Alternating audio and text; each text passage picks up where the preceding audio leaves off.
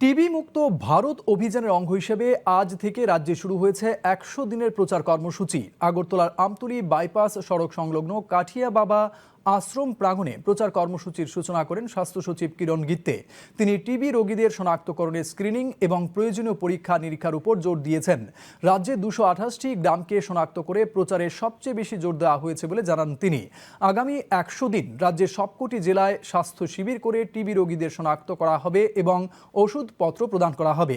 বিশ্ব যক্ষ্মা দিবস উপলক্ষে আয়োজিত কর্মসূচির উদ্বোধনী অনুষ্ঠানে chief medical officer doctor Shankar Chakraborty, স্বাস্থ্য ও পরিবার কল্যাণ দপ্তরের অধিকর্তা ডাক্তার অঞ্জন দাস সহ অন্যরা উপস্থিত ছিলেন। और हर साल करीब 3 से 4 लाख की डेथ होती है टीबी के कारण। एक साइलेंट किलर है क्योंकि इसका हम लोग स्क्रीनिंग टेस्टिंग नहीं करते। काफी सारे लोग, विशेष करके महिलाएं, अगर कोई तकलीफ भी है तो उसको उजागर नहीं करती है, सामने नहीं आते हैं और उसके चुपचाप ही उसको सहन करते हैं। इलाके जो टीबी के लिए वल्नरेबल है उसकी लिस्ट बनाई है।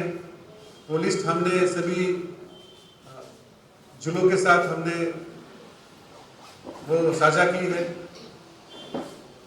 और पिछले 1 साल से उन गांव में काम चल रहा है।